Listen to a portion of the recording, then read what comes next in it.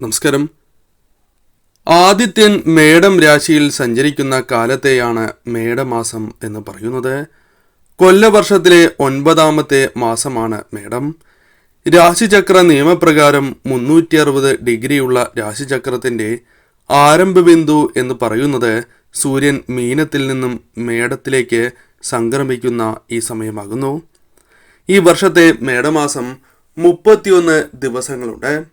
2024 April 14 മുതൽ May 14 വരെയാണ് മേടമാസം വരുന്നത്.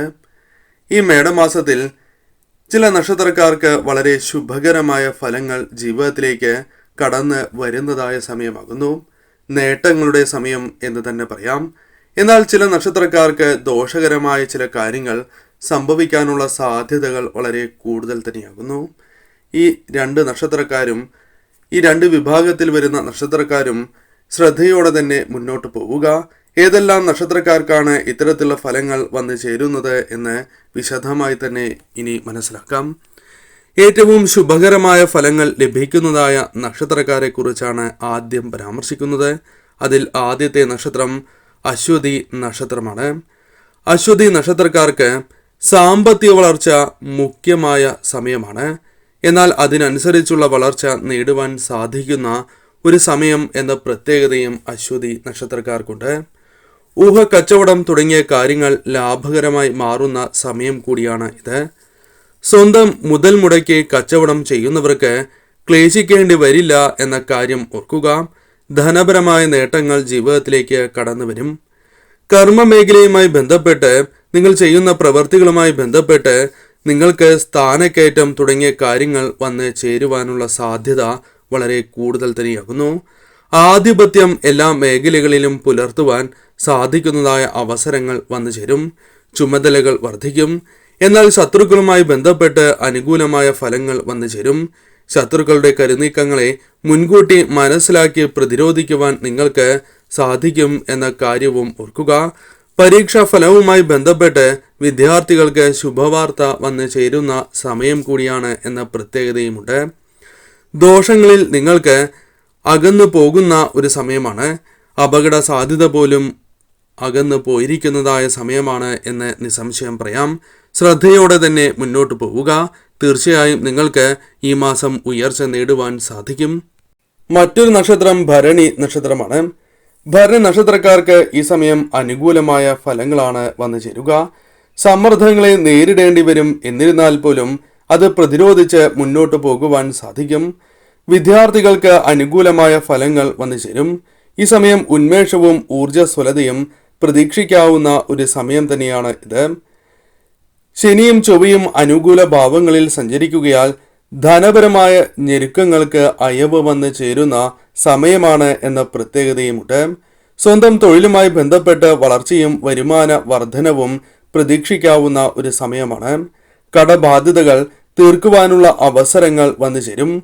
ഈ സമയം പഠനവുമായി ബന്ധപ്പെട്ട് ഉപരിപഠനവുമായി ബന്ധപ്പെട്ട് ആഗ്രഹസിദ്ധി കൈവരുന്ന സമയമാണ്. സഹോദരങ്ങൾ, സുഹൃത്തുക്കൾ തുടങ്ങിയ വ്യക്തികളുമായി ബന്ധപ്പെട്ടും സന്തോഷകരമായ നിമിഷങ്ങൾ വന്നു ചേരാം. കുടുംബജീവിതത്തിൽ സ്വസ്ഥത വർദ്ധിക്കുന്നതായ ഒരു സമയമായി തന്നെ ഈ സമയം മാറും. അതിനാൽ ഈ സമയം നിങ്ങൾക്ക് അനുകൂലമാണ് എന്ന കാര്യം ഓർക്കുക. മറ്റൊരു നക്ഷത്രം കാർത്തിക നക്ഷത്രമാണ്. കാർത്തിക നക്ഷത്രക്കാർക്ക് ഈ സമയം നേട്ടങ്ങൾ കരസ്ഥമാക്കുവാൻ സാധിക്കുന്നതായ സമയമാണ് എന്ന് തന്നെ പറയാം. എന്നാൽ അധ്വാനം അനിവാര്യമായ സമയം തന്നെയാകുന്നു. ഈ സമയം പല രീതിയിലുള്ള കാര്യങ്ങൾ നിങ്ങളുടെ ജീവിതത്തിൽ നിന്നും അകന്നു പോകും. ശരീരക്ലേശം, അലച്ചിൽ തുടങ്ങിയ കാര്യങ്ങൾ അകന്നു പോകും. ഒരു പരിധിവരെ കാര്യവിളംബം ജീവിതത്തിൽ നിന്നും അകന്നു പോകുന്ന സമയമാണ്. കലാമേഖലയിൽ പ്രവർത്തിക്കുന്നവർക്ക് അനുകൂലമാണ് സമയം. ഈ സമയം നിങ്ങളുടെ പ്രവൃത്തികളുമായി ബന്ധപ്പെട്ട് അനുകൂലമായ ഫലങ്ങൾ വന്നു ചേരും. ദാമ്പത്യ ജീവിതത്തിലെ പിണക്കങ്ങളും ഇണക്കങ്ങളും തീർച്ചയായും വന്നു ചേരുന്ന സമയമാണ്. എന്നാൽ പിണക്കങ്ങൾ ഒഴിവാക്കുവാൻ സഹായകരമായ ചില കാര്യങ്ങൾ വന്നു ചേരും. വസ്തു വിൽപ്പനയ്ക്കായുള്ള ശ്രമങ്ങൾ വിജയം കാണുന്നതാണ്. ഈ സമയം നിങ്ങൾക്ക് ആരോഗ്യവുമായി ബന്ധപ്പെട്ട് ആശ്വാസം ലഭിക്കും. കൂടാതെ ഈ സമയം ആഗ്രഹിക്കുന്ന പല കാര്യങ്ങളും നേടിയെടുക്കുവാൻ സാധിക്കുന്നതായ സമയം എന്ന പ്രത്യേകതയുമുണ്ട്. അതിനാൽ ഈ സമയം തീർച്ചയായും നിങ്ങൾക്ക് അനുകൂലമായ സമയമാകുന്നു. മറ്റൊരു നക്ഷത്രം പുണർദം നക്ഷത്രമാണ്.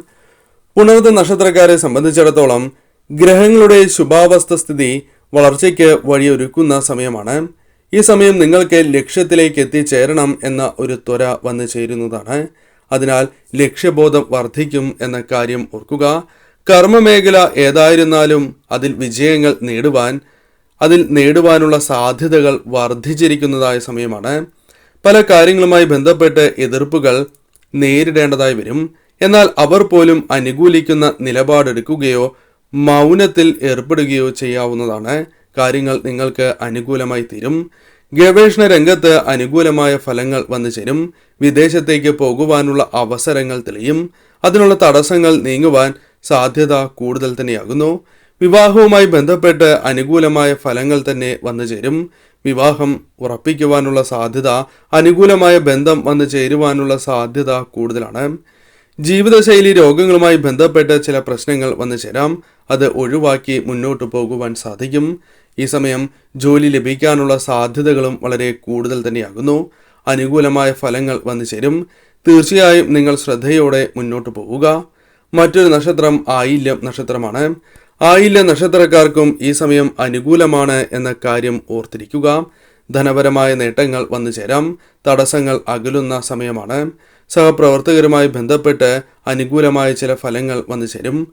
എന്നാൽ ശത്രുക്കളെ പ്രതിരോധിക്കുവാൻ തീർച്ചയായും നിങ്ങൾക്ക് ഊർജം ചെലവിടേണ്ടതായി വരും എന്ന കാര്യം ഓർക്കുക. ധനപരമായ നേട്ടങ്ങൾ ബിസിനസ് കച്ചവടവുമായി ബന്ധപ്പെട്ട് വന്നു ചേരാം. വായ്പയുടെ തിരിച്ചടവ് മുടങ്ങുവാനുള്ള സാധ്യത കുറവാണ്. ഈ സമയം പിതാവുമായി ബന്ധപ്പെട്ട് അനുകൂലമായ ചില ഫലങ്ങൾ വന്നു ചേരാം. സഹോദരങ്ങൾ, സുഹൃത്തുക്കൾ എന്നിവരുമായി ബന്ധപ്പെട്ടും പ്രതീക്ഷിക്കാവുന്നതാണ്. ഈ സമയം നിങ്ങൾക്ക് അനുകൂലമായ സന്ദർഭങ്ങൾ സൃഷ്ടിക്കപ്പെടുന്നതാകുന്നു. അതിനാൽ കാര്യങ്ങൾ നിങ്ങൾക്ക് അനുകൂലമായി തീരും. പല കലഹങ്ങളും ഇപ്പോൾ ജീവിതത്തിൽ നിന്നും അകന്നു പോകും. തർക്കിച്ച് നിൽക്കുന്നവരെ അടുപ്പിക്കുവാൻ, പിണക്കം മാറ്റുവാൻ നിങ്ങൾക്ക് സാധിക്കും എന്ന കാര്യവും ഈ സമയം ഓർക്കേണ്ടതായിട്ടുണ്ട്. മറ്റൊരു നക്ഷത്രം പൂരം നക്ഷത്രമാണ്. പൂരം നക്ഷത്രക്കാർക്ക് ഈ സമയം അനുകൂലമായ ഫലങ്ങൾ ജീവിതത്തിലേക്ക് കടന്ന് വരുന്നതായ സമയമാകുന്നു. ഈ സമയം തീർച്ചയായും നിങ്ങളുടെ ആത്മവിശ്വാസം വർദ്ധിക്കുന്നതായ സമയമാണ്. നക്ഷത്രനാഥനായ ശുക്രൻ ഉച്ചസ്ഥിതിയിലുണ്ട്.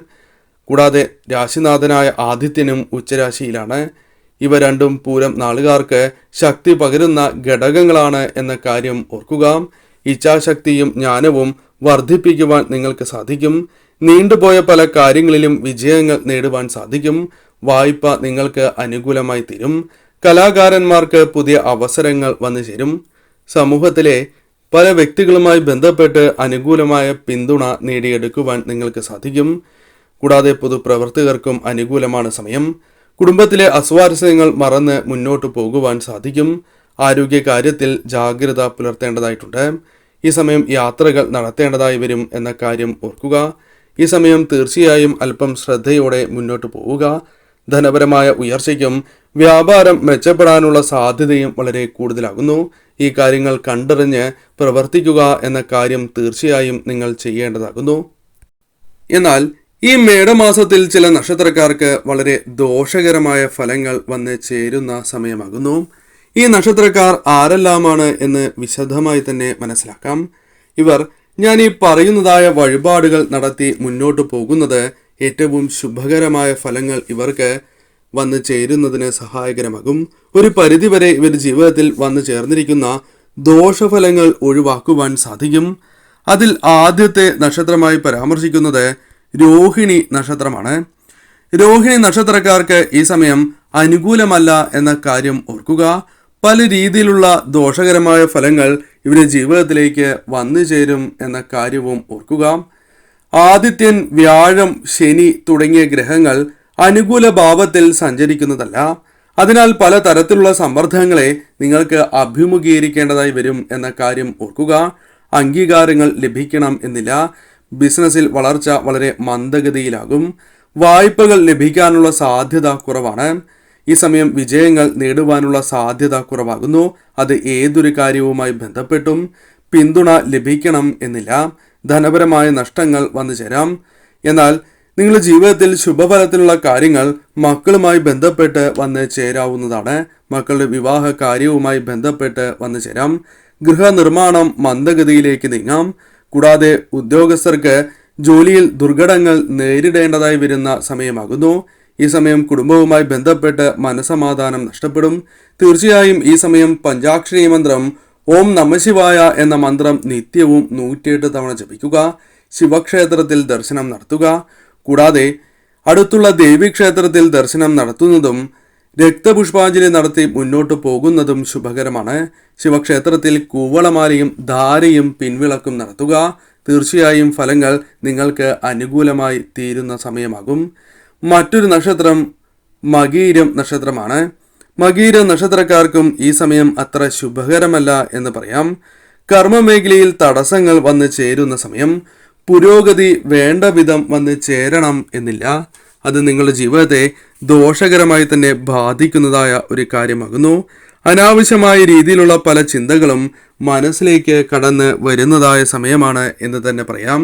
അതിനാൽ തന്നെ ഈ സമയം നിങ്ങളുടെ ജീവിതത്തിലേക്ക് സാമ്പത്തികപരമായ നഷ്ടങ്ങൾ, വരുമാന നഷ്ടം എന്നിവ സംഭവിക്കാനുള്ള സാധ്യതകൾ വളരെ കൂടുതലാണ് എന്ന കാര്യവും ഓർക്കേണ്ടതായിട്ടുണ്ട്.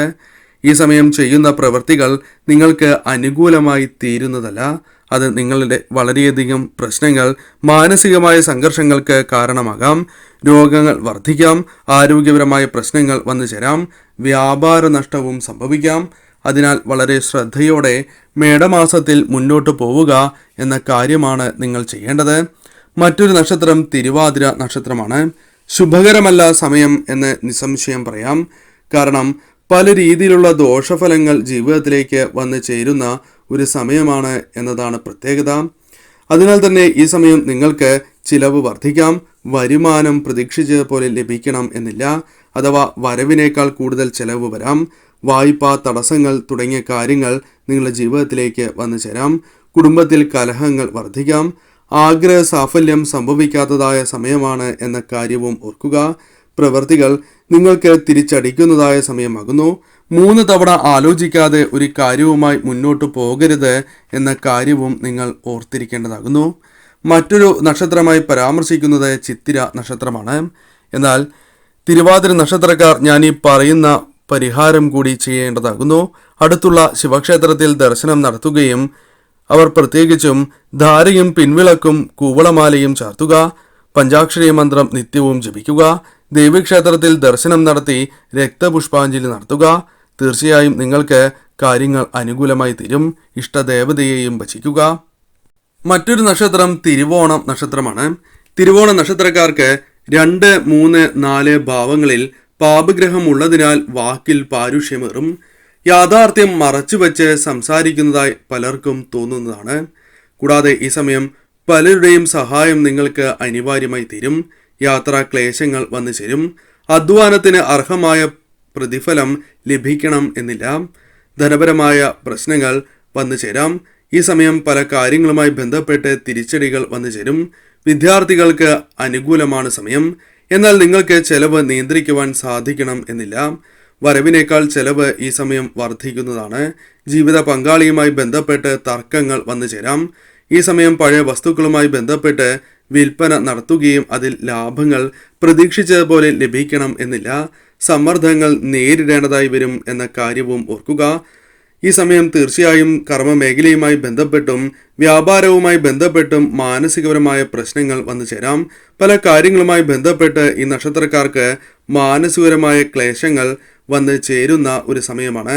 അതിനാൽ തന്നെ തീർച്ചയായും ഇഷ്ടദേവതയെയും പ്രാർത്ഥിച്ച് മുന്നോട്ട് പോവുക.